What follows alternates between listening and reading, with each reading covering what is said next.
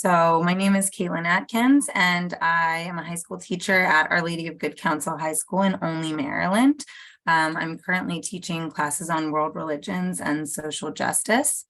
And this summer I'll be teaching a service learning course. And I am a member of the Montgomery County Lynching Memorial Project Education Committee.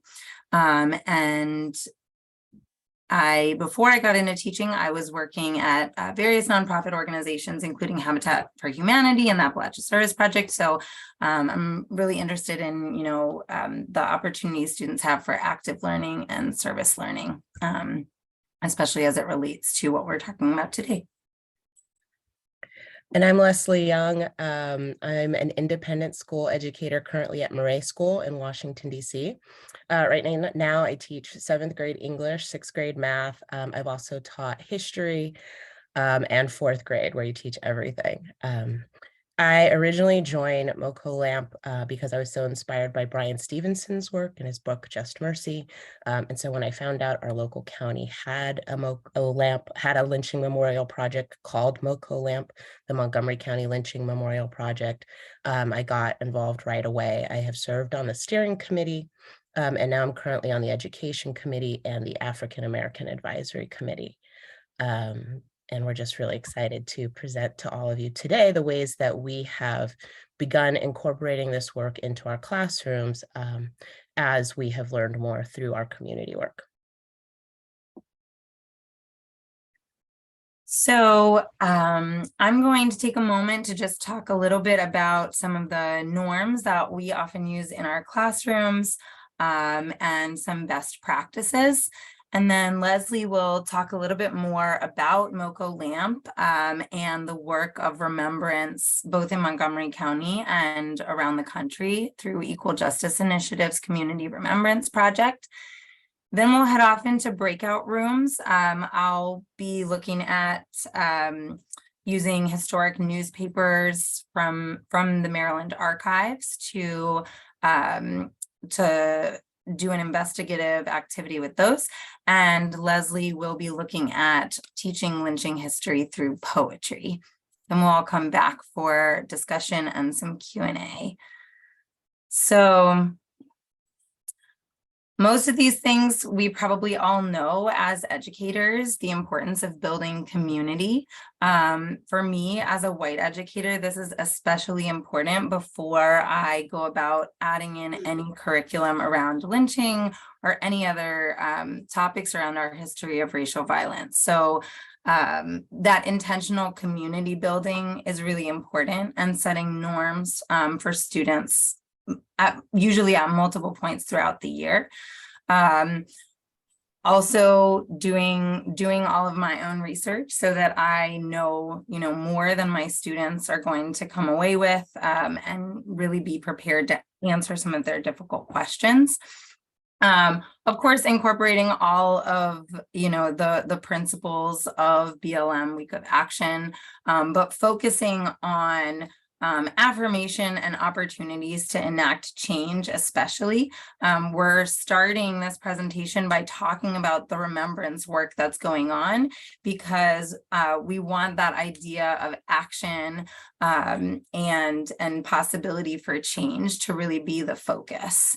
Learning the history is an important step, but the goal is that remembrance and reconciliation. So some of that is even for me in my framing and language around how I present my units and lesson plans. And then here's an example of norms that I've used in my classroom with my students. Many of you probably have your own norms or guidelines already. When I present these to students, I like to give them an opportunity to respond. I'll ask them which of these norms is most important to them. Are there any they think are missing? How would they change or edit these norms? And so I'll start with a set of norms, but then each classroom or group of students will individualize it for themselves. So I think that has been a really important practice to do that, not only at the beginning of the year, but immediately prior to introducing any of these topics. And if any of you have lists of norms that you have used before in your classrooms, I would love to see those as well. It's always good to see different iterations and kind of build upon what we already have. So I'll turn it over to Lesley now to talk a little bit more about Mocha Lamp's work and EJI's community remembrance work. Thanks, Caitlin. We can go to the next slide. So Mocha Lamp was formed in 2018, and our inspiration was Brian Stevenson's Equal Justice Initiative in Montgomery, Alabama. The National Legacy Museum was visited by several of our founding members, and the leadership felt compelled to act and to get involved at our local level. So we began partnering with EJI through the Community Remembrance Project. We follow their process and their protocols. And what's really great about that is it puts us in partnership with other communities in Maryland and around the country, so that we are doing similar activities in conjunction with a much wider network. And I'll get more about what we do in a moment. But in general, we are working towards completing two primary projects, which are the Community Soil Collection Project and the Historical Marker Project. Next slide.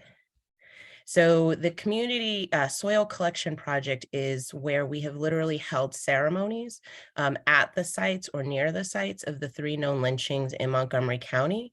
We have collected soil from those grounds, and we have added them to the collection that is on display at EJI's museum. There are also several jars of that same soil collected in ceremony around the county at various stakeholders. So our work, again, is to educate and engage the community about the history and legacy of lynching and racial terrorism in Montgomery County, Maryland. Each county in Maryland has its own lynching memorial project. Currently, some of the counties have an active project going on, and some are awaiting leadership. But we do have partners all over the county. In addition, we have some government partners. There is a Remembrance and Reconciliation Commission at the county level that was formed and funded to participate in this work.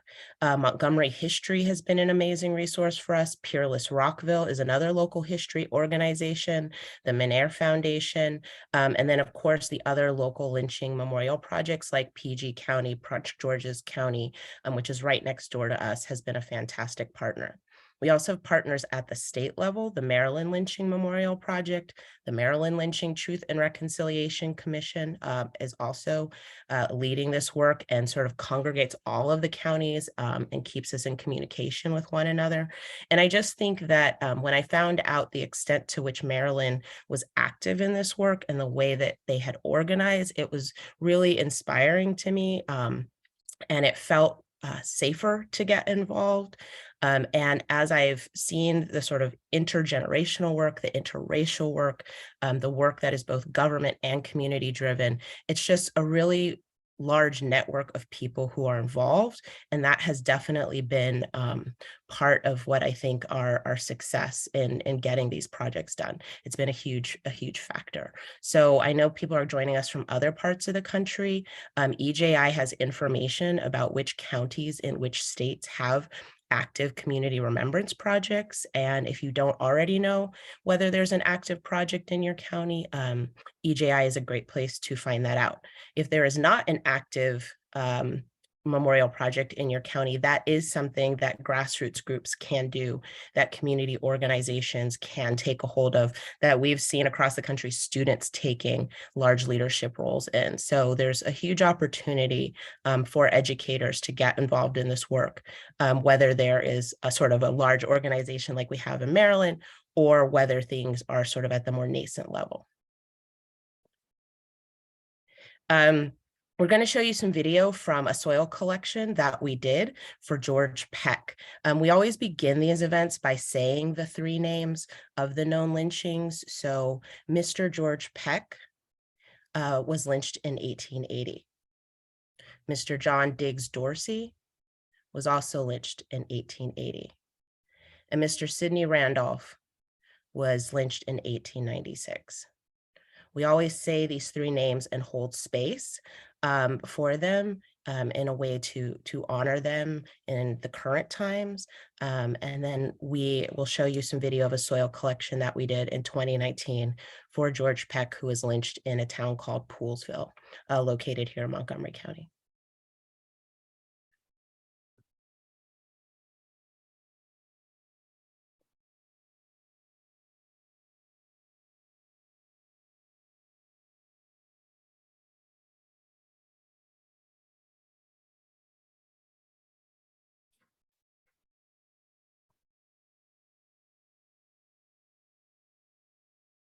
Caitlin, I'm not sure the sound is playing anymore. It was earlier, but.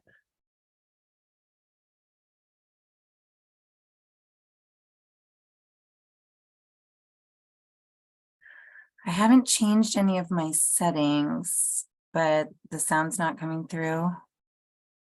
Let me try resharing.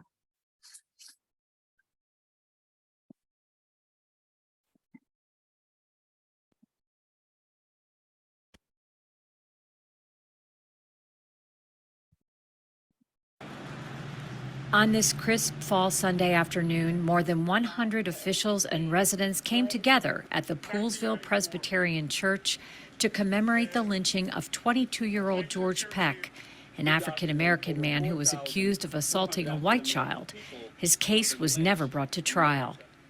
Lynching such as his would become a hallmark of the post-Reconstruction period, ushering in decades of racial terrorism. At the ceremony, poetry was read by Poolsville and Kennedy High School students, and Councilmember Hans Reamer presented a proclamation on behalf of the entire council. And whereas the Equal Justice Initiative of Montgomery, Alabama, and Montgomery County historians have documented that George W. Peck, John Diggs, and Sidney Randolph were lynched in Montgomery County, Maryland.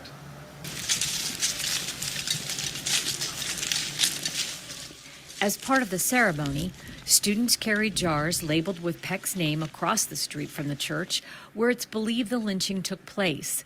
As the only encore singers harmonized, those in attendance were invited to take a scoop of dirt and place it in the jar. We can pause it there. And we'll put the full video as well as some links to other videos of our other soil collection ceremony that we did in 2021.